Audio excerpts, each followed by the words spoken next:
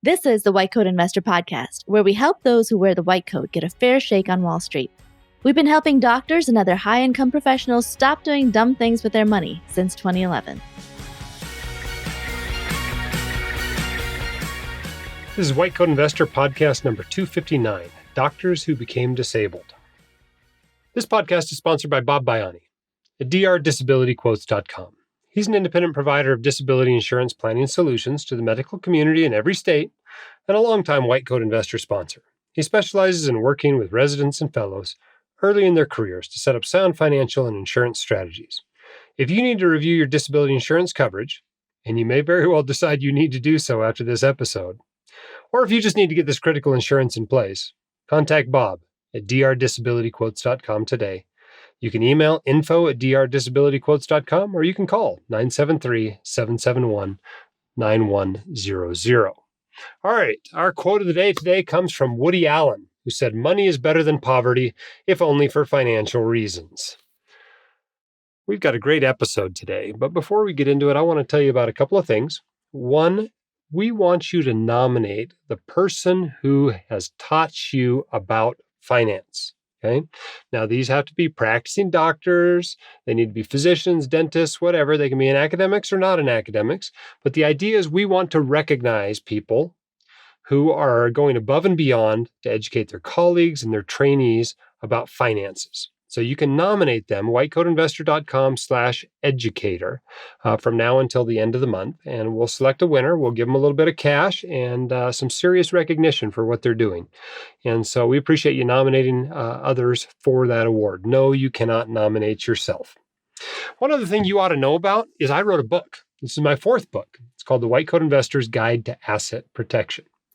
It was originally just going to be an ebook, but it turned out that it was kind of long. There was a lot of information that needed to be in it. And in fact, as far as I know, it is the best compilation, the most complete compilation of state-specific asset protection laws that can be found anywhere. And so it'll teach you about the basics of asset protection. It goes over advanced asset protection techniques.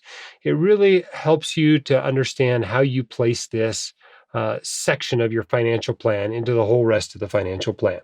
It's probably the most specific book I've ever written, but it should be out here within the next couple of weeks. So watch for that. We'll mention it on the blog, of course, and it'll be available on Amazon, just like the other books. So watch for that coming out. If you have questions about asset protection, if you are interested in the topic of asset protection, if you're just worried somebody's going to sue you and take all everything you've worked so hard for, this book is for you. So watch for that coming out shortly. All right, we've got a pretty special episode here. We've got some docs who became disabled and actually volunteered to come on the podcast and tell their story. So I'm thrilled about that. But the truth is that all of you are running this risk all the time. One of the crazy things about a medical career, and other high-income professionals are very similar in this respect, is that you have spent a great deal of your life learning a valuable set of skills. That's partly why you're paid so high. And it doesn't take much to keep you from being able to convert those skills, that education, that knowledge into income. You know, if you lose that ability, it's pretty bad. And so the fact that you specialized yourself, that you spent a decade and a half learning to do this, I just want to say thanks. Nobody said thank you today. Let me be the first, okay? And what you're doing is important. It matters. It's hard. That's why they pay you so well to do it. So let's make sure you're getting everything you can for that. Let's make sure you're doing the best you can with what they're paying you. And today we'll get into our interview here about doctors who became disabled. And let's hear their stories. We'll get them on the line now. All right, I have two special guests on the White Coat Investor podcast today, and we're going to hear from each of them. Our first one is Dr. Kelli Sekulovich. She's an anesthesiologist, finished training in 2016, who was disabled in 2020. And then our second guest is Dr. Shakila Angadi, a dentist who graduated from dental school in 2007 and subsequently became disabled in 2017. Welcome to the podcast, both of you. Thank you for having us. I want to start with Kelli's story. Kelly's story, in some ways, is a little bit more of a positive interaction with the disability insurance industry than Shakila's. But we'll go through your story, kind of from the time you came out of medical school. Maybe start there and bring us up till now with what's happened to you with regards to disability insurance policies and disabilities in your practice, and so forth. Sure. So I am Kelli Sekulovich. I am a 36-year-old anesthesiologist living in Illinois. Um, in 2020, I was diagnosed with triple negative breast cancer while I was 8 weeks pregnant. So what happened up until that point? I've kind of had sort of the quintessential straightforward path to medical school. I went to undergraduate medical school, residency, all right in a row. Came out of college in 2008, went to medical school, right straight from college, finished medical school in 2012, and then entered residency right away, 2012 through 2016. At some point in there, towards the end of medical school, in beginning of residency, the time is a little bit blurry. It all kind of blends together after a while. My mom, bless her, started really talking to me about disability insurance. I come from very humble beginnings. I grew up in small town Illinois, had a very comfortable life growing up, but we by no means had money. My parents did not pay for me to go to medical school. I took out major loans, the whole 9 yards. So my mom really pushed me to get both life insurance and disability insurance very early on in my career, to sort of CYA, if you will, because she just had a lot of forethought in this. I mean, I don't think anyone can predict something terrible happening to them, and I don't think that's why she was making me do this, but she really, really felt like this was an important thing for me to do. And I, at the time, thought this was silly. I didn't want to pay this money. I thought this was expensive. Why would I ever need something like this? Really, truly didn't understand even what I was paying for, to be honest. So I think it was somewhere around my intern year, beginning of my intern year, I purchased disability insurance through Guardian, paid a modest premium for that, all of residency, but really didn't think too much about it. Graduated from residency, started a job out in the suburbs in private practice in 2016, hit the ground running, made partner in 2019, had a baby in 2019. And then COVID hit in 2020, which was, everyone can attest to this. It was just kind of surreal. So there's the financial implications of that too. We shut down the operating room, really shut down the hospital for a while. Hit the ground running again in the summer of 2020. At that time, my baby turned 1 in June of 2020. We were weaning from nursing. And on his first birthday, I found a lump in my right armpit. I didn't really think that much of it. Didn't seem that concerning to me. It wasn't bothering me other than I knew it was there. In that same week that I found that lump, I found out I was pregnant and decided, well, since I'm pregnant, I should probably get this lump looked at. Went right to my OB who looked at it, didn't think it was anything too scary, but to put it to rest, we decided we would ultrasound it, and then a whole cascade of things happened. And I got diagnosed with triple negative breast cancer at like 7.5 weeks pregnant, which unloaded a whole nother cascade of chaos because I was so early in pregnancy. There was all kinds of discussions and decisions about how we would proceed with that, or if we could proceed. Eventually, we decided that we were going to do lumpectomy and sentinel lymph node biopsy and chemotherapy to follow, and then a whole bunch of other things to happen after finishing chemotherapy and having a baby. So that's what we did. In August of 2020, I had lumpectomy. Recovered from that for a couple weeks, 3-4 weeks, basically enough time for me to hit the second trimester. And then we started aggressive chemotherapy with the Red Devil and cyclophosphamide, followed by Taxol. About, I think, 6 cycles into my Taxol cycle, we were planning to do 12 cycles. I went into labor early, 34 weeks, and had a teeny tiny baby girl named Sloan. So she came in February of 2021, finished chemo after she arrived, went through radiation, and here I am. I finished my treatment in May of 2021, and ended up going back to work in really September of 2021. So I was off of work basically a full calendar year. So in all of that, we decided that my disabled date was surgery. So August of 2020, August 21st, actually. And that's sort of the spiel of how I got here.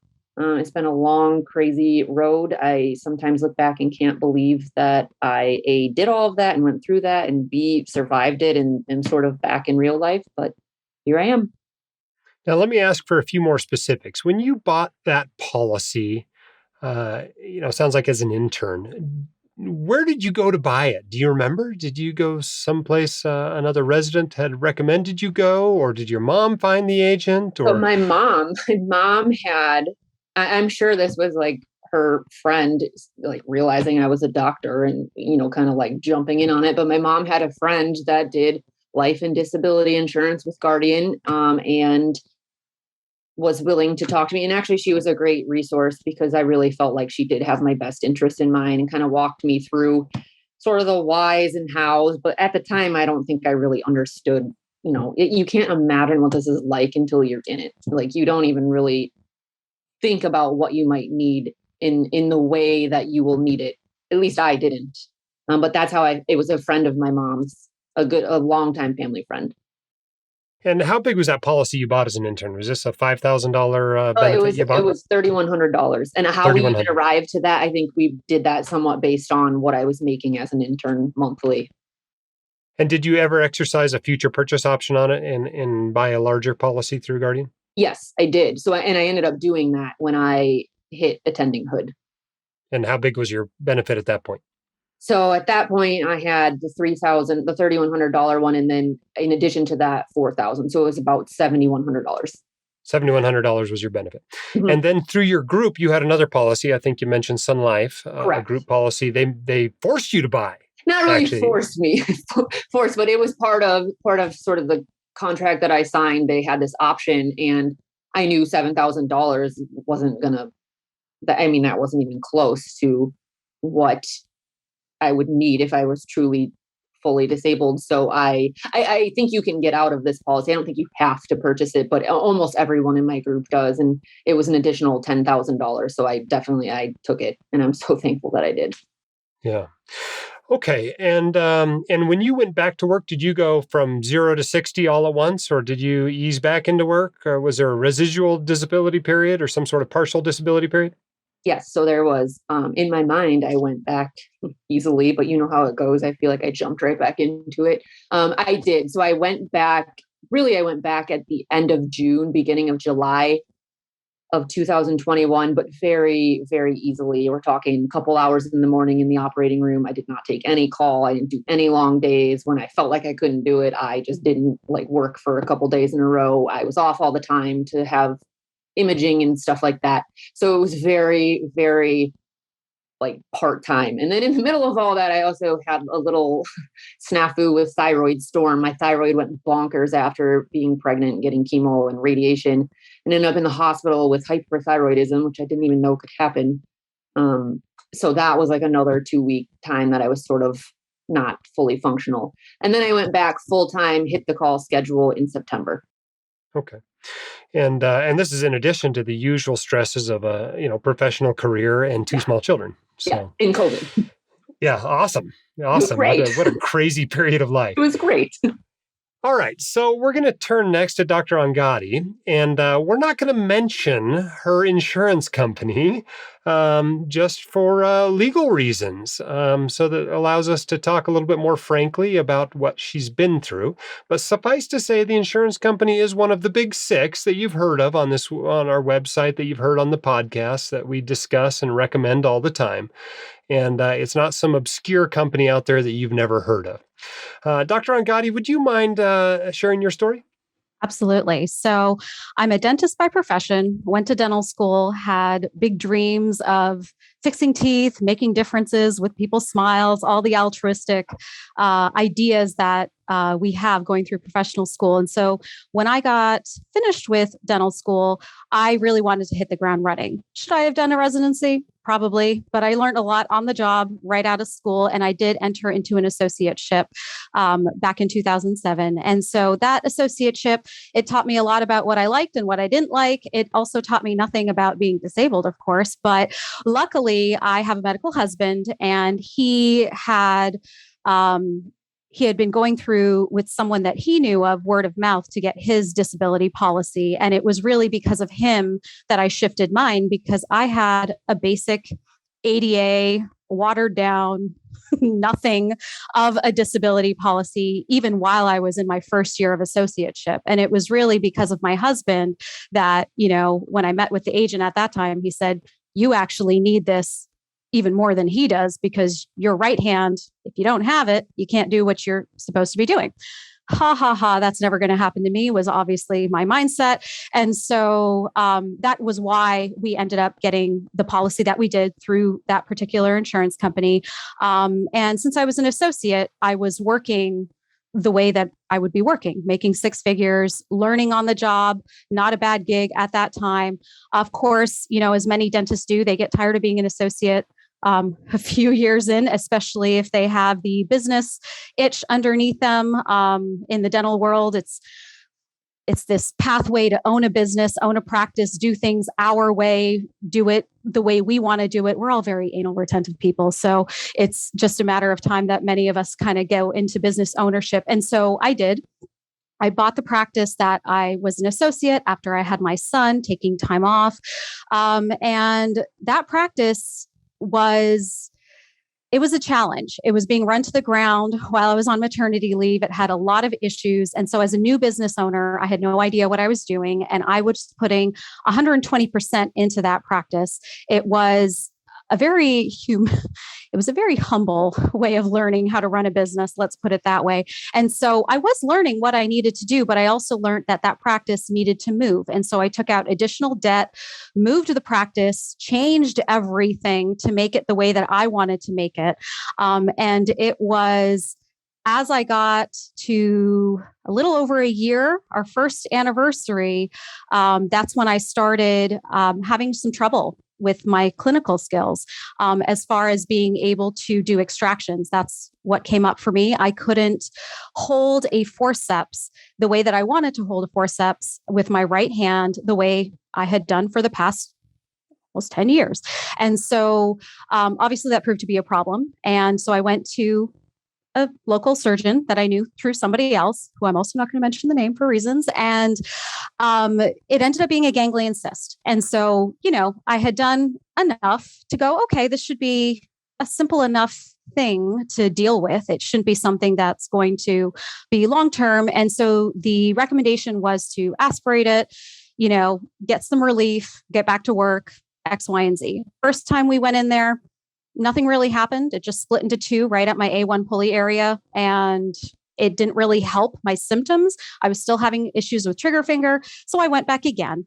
And that second one, when he went in there, I felt this extreme pain. Doesn't even begin to describe the feeling that I felt, that went all the way up to my arm, electrical shock of a feeling, literally jumping out of my chair, said a bunch of curse words, and then chalked it up to, I have to go through this to get better and get back to my career.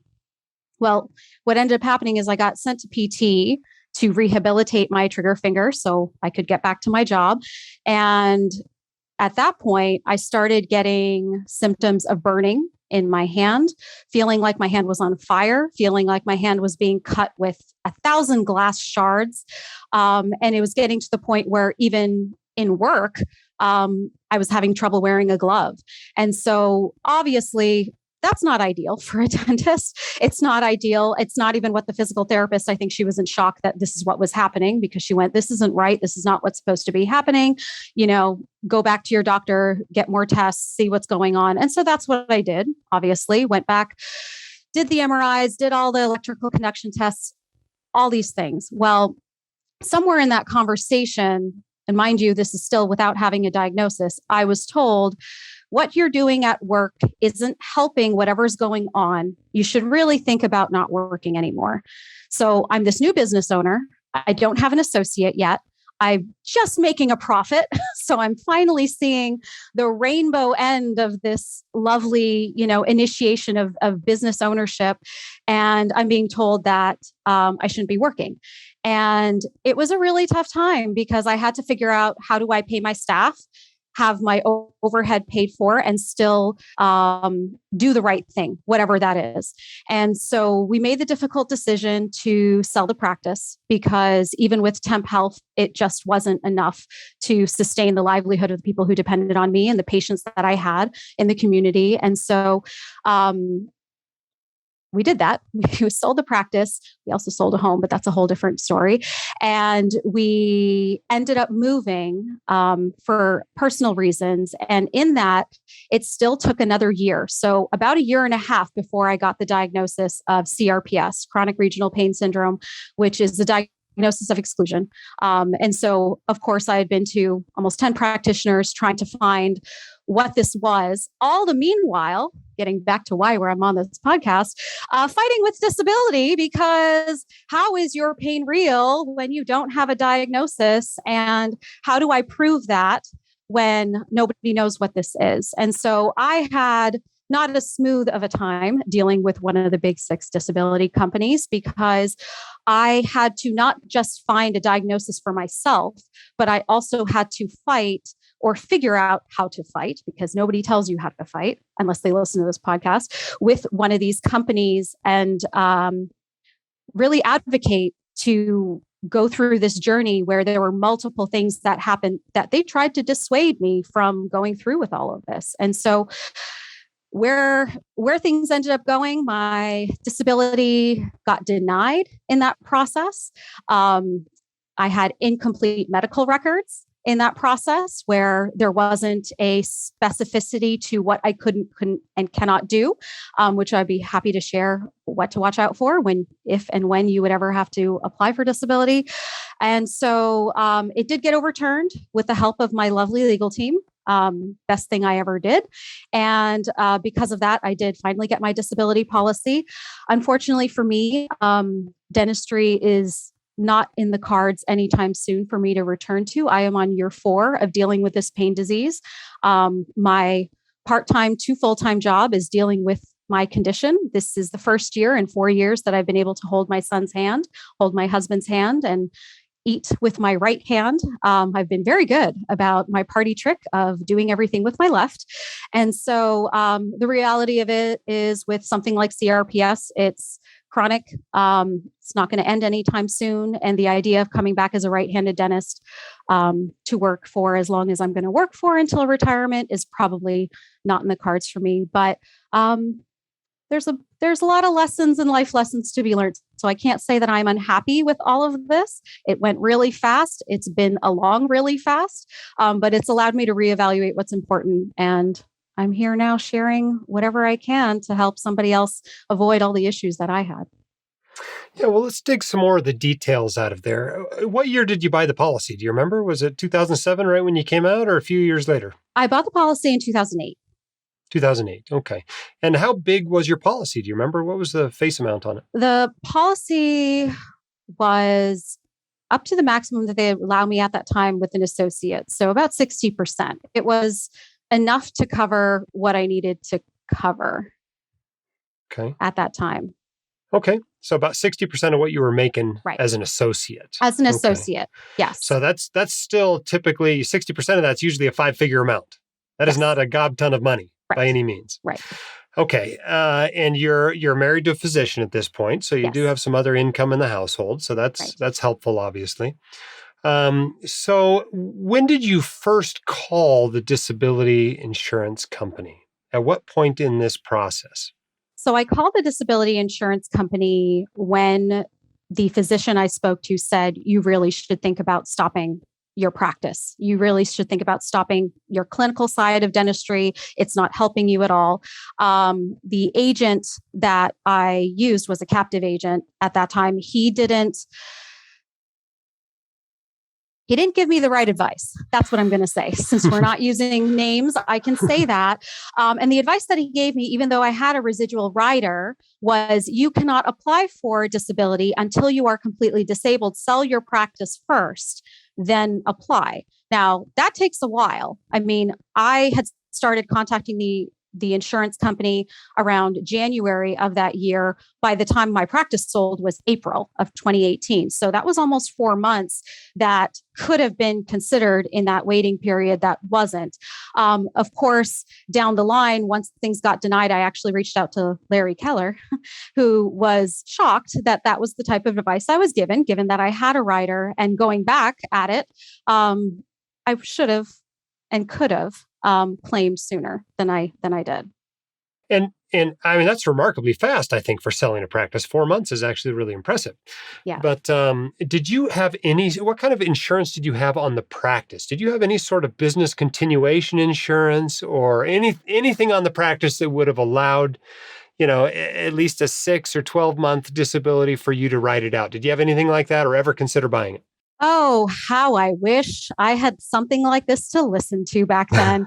No, I didn't. I think that's the number one thing I actually tell my dental colleagues when I've spoken about this is that they do need business interruption insurance because the stress of paying your overhead plus paying your staff, plus paying, help that's helping you in as far as the clinical dentistry to run a business and run it on reserves that you have.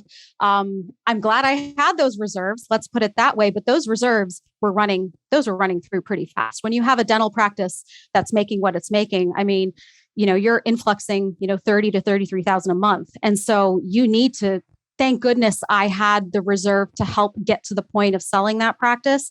But it very well could have gone very poorly. And if I had business interruption insurance, it would have been a lot less stressful, I think, at that time, because there's a lot of moving parts when it comes to selling something illiquid like patient charts. It's one thing if you're selling a building, but when you're selling a dental practice, it's very illiquid. So the way it's evaluated is not the smoothest. It's not the way we think of when we sell real estate.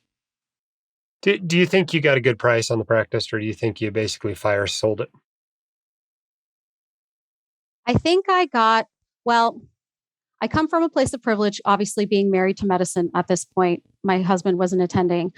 I do think that we were at the point where I almost finished paying off my student loans. And so I guess where I'm coming with this is I don't think it was a fire sale. Do I think I could have gotten more for the practice if it was a year after I sold the practice? Absolutely, because the numbers were just starting to turn around because I moved the practice. And so the way I sold it was based on numbers in transition versus numbers of stability that it was in the first 2 years. And so, yeah, I do think I sold it for less than what I could have had it been even a year or 6 months later. I think the numbers would have been different for me. Okay. So you're told sell the practice. You sell the practice miraculously 4 months later. At this point, you're still not getting disability insurance payments. Nope. So you go back to the company and what do they say? So, there's a whole process that people don't really talk about where they're talking to you via email, they're talking to you via phone. There's someone that even came up to where I was living at that time, interviewing me with a bunch of different questions. I mean, he even had the audacity to say, well, your husband's in medicine. Why do you need to file disability? Wow. I mean, I don't even have nice or polite words in response to that. I think I was just in shock that someone would even have the courage to say that to my face, which they did. So, all of this that's going on with fighting with them. It's fighting with them in the sense that I knew the best thing I could do was to keep pursuing that diagnosis, because without that diagnosis, every piece of paper that kept coming back is what's the proof? What's the proof? What's the proof? And when you don't have that, you're simply giving them symptom after symptom after symptom. But in their eyes, they're trying to prove otherwise. And so there isn't a whole lot going on unless you know better. As far as going back and forth, a lot of tears were shed. I can say that. At what point did the lawyer get involved? The lawyer got involved after the disability insurance denied my claim. I wish it didn't take that to get legal involved. I had inklings where somewhere in that process where I was going, there has to be a better way than this. But to be honest, being disabled as a healthcare professional, it's pretty taboo. Nobody wants to talk about it. It's not pretty. It's not sexy. It's not something anyone wants to think that can happen to them. So the shame that comes with being disabled and still trying to do what you're doing is a whole different topic for a whole different episode, I think. Once the lawyer got involved, it was a very different conversation. It wasn't just the conversation of how do we go about and appeal this? It was let's go back to every medical record, every conversation, every transaction, where and what are they doing? And specifically with the lawyer that I hired was a disability insurance lawyer, not just any lawyer, someone who for a living fights with the big six, fights with every single insurance company. They know the tricks. This particular lawyer actually worked on the other side with all of this. And so he came with a lot of experience worth every single penny that helped me appeal the case, which it did appeal. But that took a couple more months. So total from when it was denied to when I actually got benefits was almost a year. Wow. That's a long time to go, particularly for somebody that maybe doesn't come from such a privileged position. Right. If you had been the sole bread earner, right. Your family at this point's now gone through all its reserves and essentially living in poverty. It's a pretty serious issue to go for a year without that payment. So did they eventually give you back payment?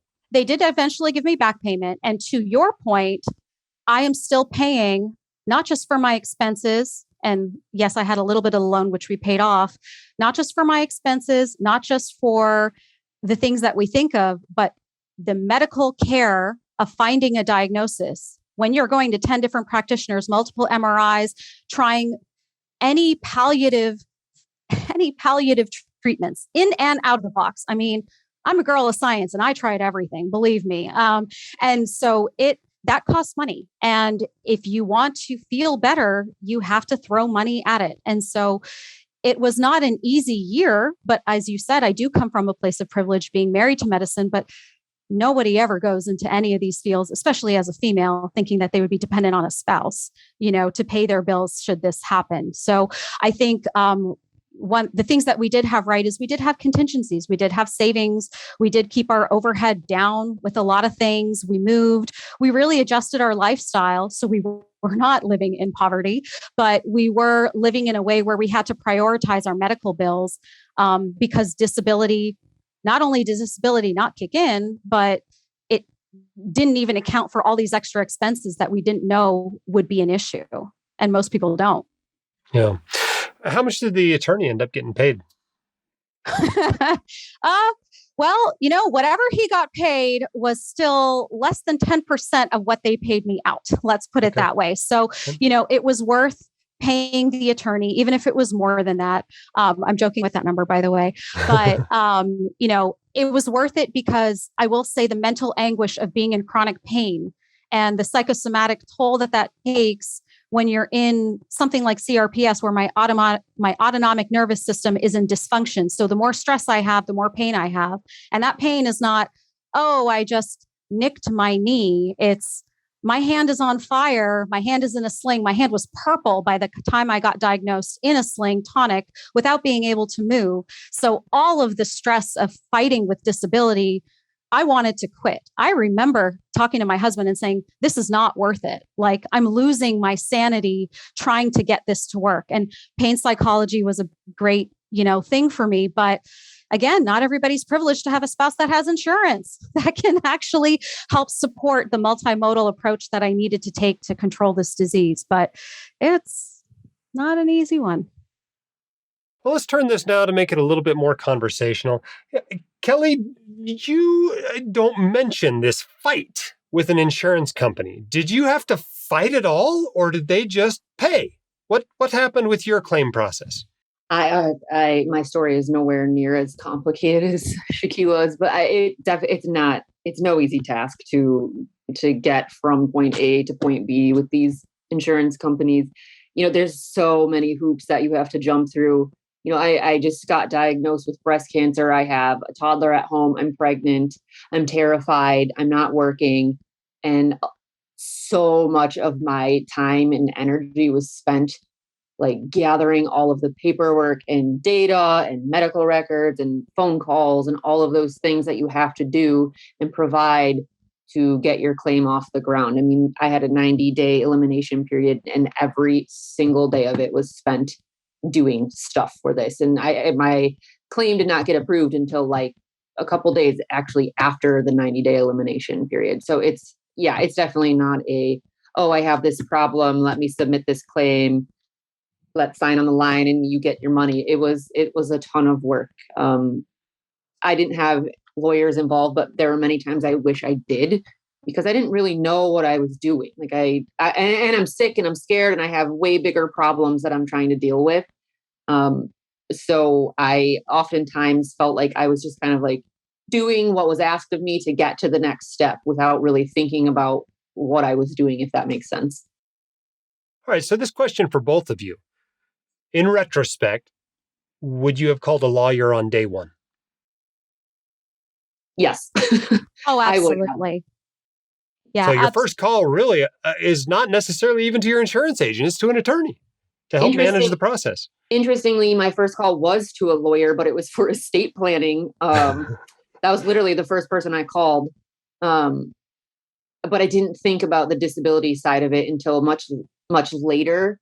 I knew I was going to have to likely file disability, but that came several weeks down the road as it sort of evolved. And yeah, I wish I would have called a lawyer and just had them at least look at things and tell me how to do it well, because I really was just flying by the seat of my pants. I mean, I didn't know anything about this. Yeah, I would say even before filing, have that lawyer walk you through not just the process, but what you need, because my doctor at that time wrote I should not be working, but did not specifically mention what I couldn't do in my medical record. That ended up being a big chronic problem. And I'm a dentist, and I don't know how familiar my medical counterparts are with what we actually do with our hands, which was an issue. And I'm not making blanket statements, but my particular surgeon had no idea. He thought I cleaned teeth. I'm going, no, the last time I cleaned teeth was 11 years ago. I'm taking out teeth and doing all this other stuff. So the best thing that my lawyer gave me as a dentist was a job description. It literally, we sat and worked on it. It took about a week back and forth, where it was a 12-page document on literally how I use my right hand, what I use it for, how I use it for, what kind of strength I need in it. I mean, the whole 10. Without that job description, I couldn't go back to that doctor, which I did, and said, this is what I do. Could you honestly say when you talked to me and you recommended me to get out of practice that you understood that this is what I couldn't do? And it was from that amendment that the disability insurance had to go back and cover. I also had issues because I had a consulting coaching side gig where they questioned that somewhere in the process, where they said, well, that's an additional source of income. They'll do anything, whether it's ethical or not, as I've discussed earlier. And they questioned that as well. They said, well, you're doing emotional intelligence coaching. What's that to say? Now, granted, I had an own-off, type policy. So they shouldn't have been questioning that, but they did, and they will. And they, as a business owner, they will go into every financial aspect of your business. That's what a lot of dentists don't realize, how invasive that is. They will go into every UC2. They will go into every form, every employment form, every number that comes in and out of that practice, what your overhead is, everything. And so when you don't have that ready for the insurance company, it's not just your medical records are invasive enough, but I almost feel like the practice financials are like, it's a whole different set of questions that they ask that, frankly, nobody thinks they have to give anybody until they ask for them. Now, it's interesting to go back to the beginning of the process. Now, you guys both had what I consider to be relatively high quality or very high quality disability insurance policies. And they eventually, maybe after the involvement of a lawyer and a great deal of time, eventually paid or are paying.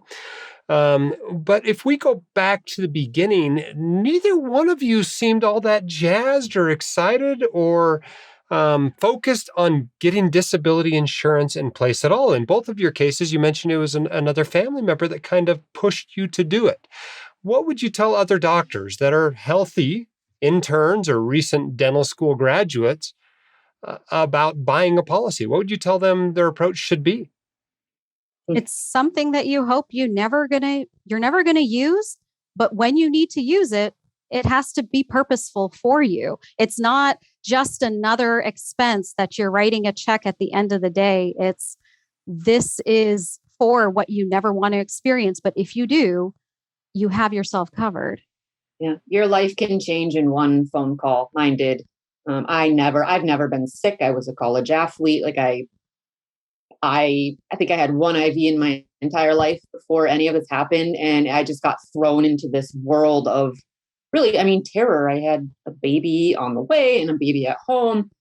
And then on top of that, I got thrown into this, how I am the sole breadwinner in my family. My husband stays home with our kids. And on top of all of this other stuff I had going on, it became like a how are we going to live situation? Like who's going to pay the bills?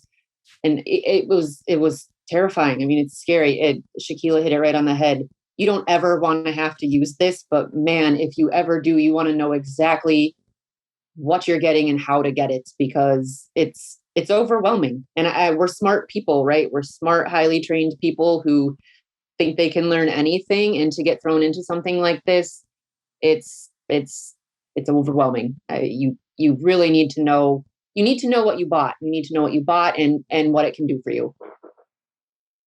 And as you look back, did you consider other policies? What caused you to buy the one you bought? Was it really the only one presented to you, or was there kind of a debate and you chose this one over another one? Do you recall? So I didn't really do any shopping. My mom kind of presented this to me. It was, one of the big six. I knew it was a reputable company.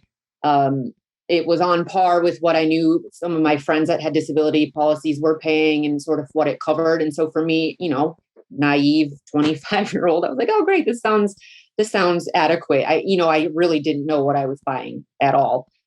Later on, when I bought another policy and then signed my contract with the group I ultimately joined, I knew a little bit more of what I was getting into. But no, I mean, I wasn't shopping around. And if you would have asked me before this happened exactly what my policies entailed, I could have given you broad strokes, but I didn't know the specifics at all.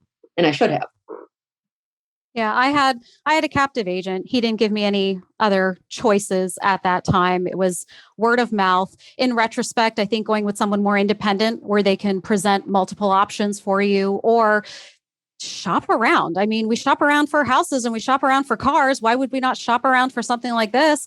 It doesn't take that long. It really doesn't. And most people would be more than willing to give you, a quote, at least as a dentist, what is covered, what is not, I know the basics will probably stay the same, but it doesn't hurt to have more than one option and explore that. I don't think it's a regret necessarily, but knowing how we live now where we would shop around, I wish we did just to see what else was out there and whether there was something or a process, especially when it comes to filing claims, that would have been a little bit more seamless. Yeah, I would second the process. The process, it's not even so much the policy, it's the process of how to get it off the ground. I mean, they could have told me anything. I almost felt desperate. I was in a desperate place, right? I'm about to embark on this terrible journey. I need to pay my bills and pay my student loans and take care of my family. They could have told me anything. They could have told me to do anything and I would have done it because I just needed to be able to function. So that I was completely over my head starting off. So despite the troubles you both had, despite all the hassle and work, you'd still recommend that a new doc buys a policy. Oh, yeah. 100%. Oh, yeah. I Still mean, worth it. All right. And what do you think about people dropping their policy later in their career? Maybe they get to the point where they feel like they're financially independent. Do you think they should drop their policy right then? Maybe hold on to it for a few more years, carry it to the end of their career? What do you think about somebody maybe at the other end once they've built up a little bit of wealth? I think as long as they can foresee all of these expenses alongside their financial independence, I mean, those are the things that are actually going to be, a factor. If they can foresee that and they can comfortably anticipate that, then I understand. But they have to they have to overestimate what they would need. And that's where people kind of fall short. They underestimate what they would need instead of overestimating. And if they can do that, sure. But the cost of my medical bills still, and I'm 4.5 years into this, are no joke. So if it's someone that's financially independent, great. But what are you prepared for when life hands you whatever it's going to hand you, whether it's life threatening like Kelly's or career ending like mine? What are you prepared for? What do you yeah, think, Kelly? What advice would you give somebody?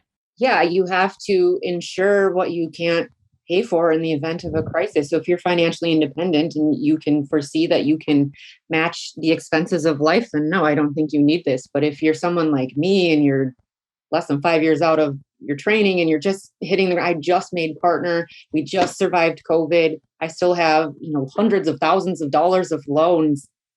Life is expensive. It's expensive just to live a normal life. And if you're sick on top of it with all kinds of things going on, you have to be able to feel financially comfortable. You don't want to add that stress to your life in addition to something that's already so supremely stressful. I had thoughts about that all the time. That's why I called the estate lawyer. The first person I called was to make sure like things were in line if something terrible happened to me in this. So, in retrospect, do you think you bought an appropriately sized policy? Do you wish you'd bought a bigger one, a smaller one? What in retrospect do you think about the amount of insurance you bought? Yeah, I have some regrets in mine in the sense that where I was, I wish I had bought more. And I did have the opportunity to, and I didn't when I was in my second year of practice ownership before I transitioned into a new building and taking out all of that debt and a bit of a pay cut, self-serving pay cut. I wish I had increased before that transition, knowing that I was going to take, as many startup businesses do, especially in the dental world, where you do take a pay cut for a year or two until you get your profits going and whatnot, when you make that big of a change. I wish I had increased my option at that time, but was it nothing that I had before? No.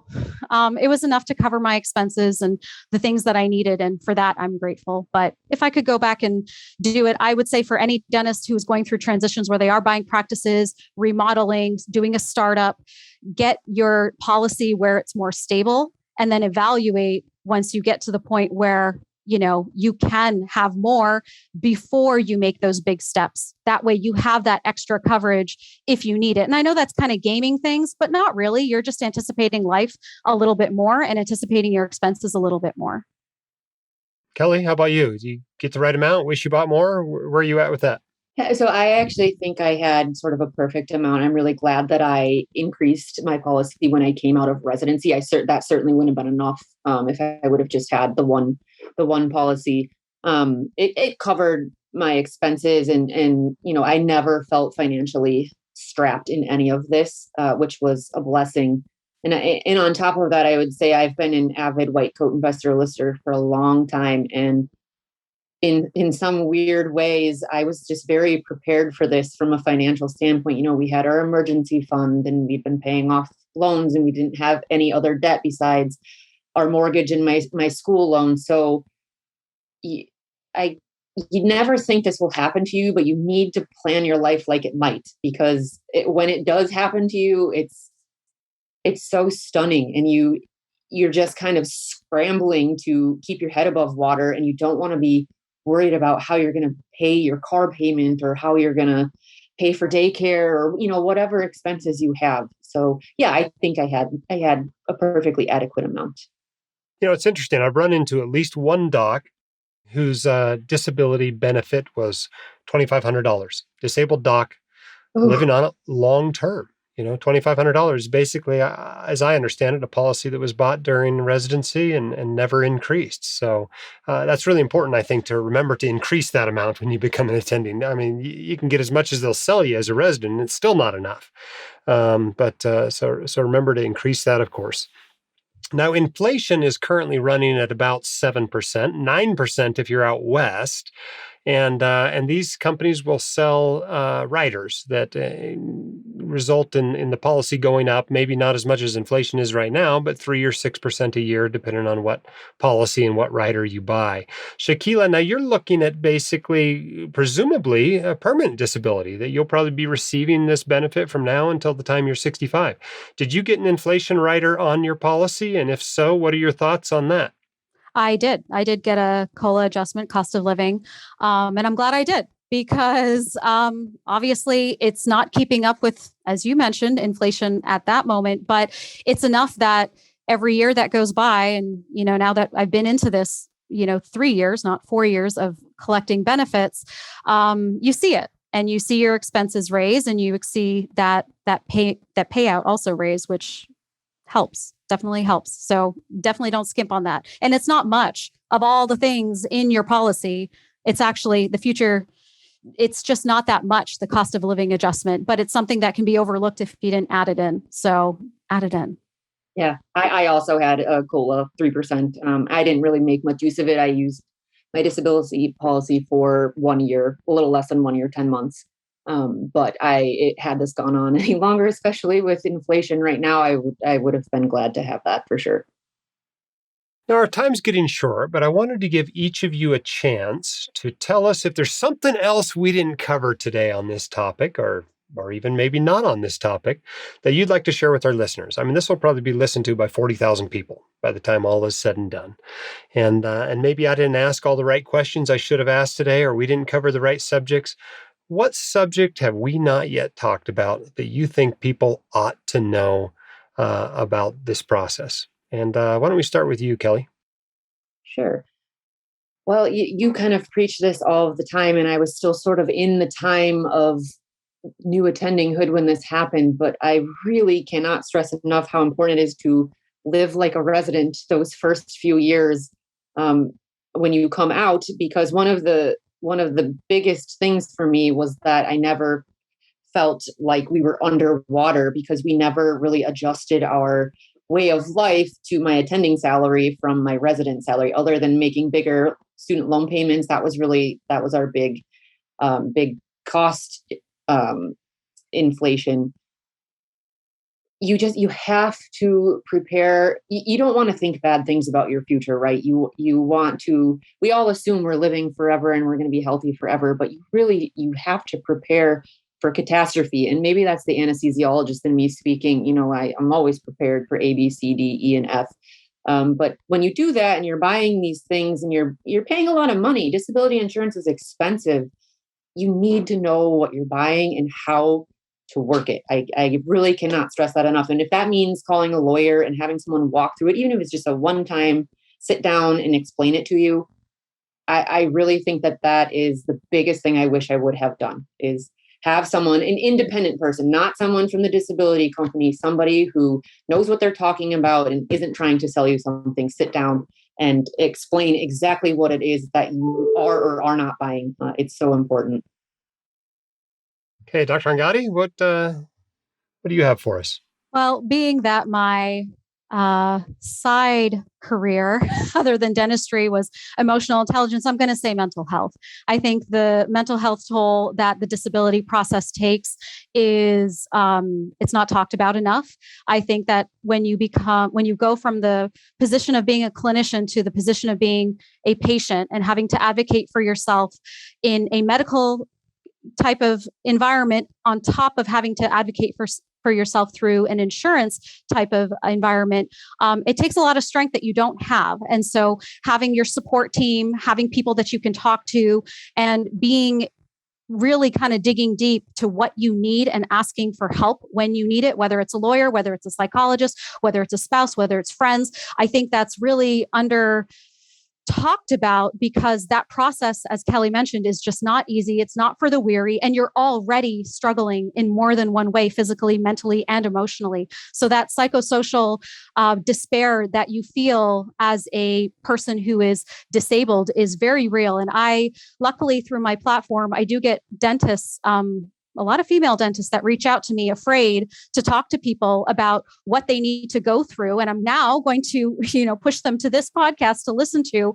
But they get very hesitant to ask for help and figure out those steps. And, oh, I'm having some back pain. Should I do this? Oh, I need to retire in 2 years. I have RA in my hands, or I have fibromyalgia, all these different conditions, and they don't know where to start and they don't know how to go. And I think, if there's any advice I can give is, when you're healthy, take care of your mental health. When you're not healthy, take care of it more. And, it's if you don't have that, you can't have anything else. And so I think I could talk for hours on my soapbox with this, but thank you for giving me that 5 seconds to stress that enough. Awesome. Well, we appreciate both of you sharing your wisdom on the podcast. Dr. Sekulovich and Dr. Angadi, thank you so much for being on the White Coat Investor podcast. Thanks for having me. I thought that was a pretty awesome episode. I hope you guys enjoyed that as much as I enjoyed making it. It's really an important subject. I mean, if you sign up for the White Coat Investor newsletter, what's the first email I send you? The first chapter of both that email series and of the book that grew out of it, the White Coat Investors Financial Boot Camp. Chapter 1, disability insurance. It's really important. It's a very important part of a physician's financial plan. And you got to have it. You got to have it. You got to have enough of it. Even though it's probably going to be at least a little bit of a fight to get it, should you ever actually need it to actually get the benefits, it's so worth it. I mean, just imagine where you would be, where your family would be if you had one of these things happen to you, right? They happen all the time. The statistics that the insurance agents share are that 1 out of 7 doctors gets disabled. Now, maybe that's a little bit generous because they're trying to sell disability insurance policies, but even if it's 1 out of 10 or 1 out of 15, right? Those are pretty high odds. So you got to get this stuff. You don't have disability insurance in place, get disability insurance in place. If you're not sure if you have enough of it, go get it evaluated. Okay. We have recommended agents for a reason, because hundreds of white coat investors have used them and had a great experience. That's why we have these agents. That's why they advertise so much, because it's such an important aspect of your financial plan. Speaking of which, the sponsor for this episode was Bob Bayani at drdisabilityquotes.com. He's been a longtime sponsor of the White Coat Investor. One listener sent us this review. Bob and his team were organized, patient, unerringly professional, and honest. I was completely disarmed by his time and care. I'm indebted to Bob's advocacy on my behalf and on behalf of other physicians, and to you for recommending him. You can contact Bob at drdisabilityquotes.com today. You can email info@drdisabilityquotes.com, or you can call 973-771-9100 to get your disability insurance in place today. Don't forget about the 2 promotions I told you about earlier in the episode. The asset protection book, it's going to be coming out. Watch for it on Amazon. There'll be more on the blog about it. But it's a really good book. I put a lot of time into it, and I think it's going to teach you what you need to know on the subject. Also, please help us give away some money to financial educators. If there's somebody you know, right? A colleague, a professor, heck, a resident. No, I don't think you can be a resident. You got to be practicing attending. That is educating their peers or their trainees about finances. Please recommend them, right? whitecoatinvestor.com/educator is where you can nominate them for the award. Okay. Thanks to those leaving us a 5-star review. That does help spread the word. Most recent one comes in, says the gold standard. Listen to this. Read his blog, Profit, 5 stars. Short and sweet. We appreciate the review. All right. Well, we've come to the end of our time. I've got a plane to catch in about 15 minutes. And so I've got to get off this podcast and get on the road over to the airport. But until next week, keep your head up, your shoulders back. You've got this, and we can help. See you next time on the White Coat Investor Podcast. The hosts of the White Coat Investor Podcast are not licensed accountants, attorneys, or financial advisors. This podcast is free entertainment and information only. It should not be considered professional or personalized financial advice. You should consult the appropriate professional for specific advice relating to your situation.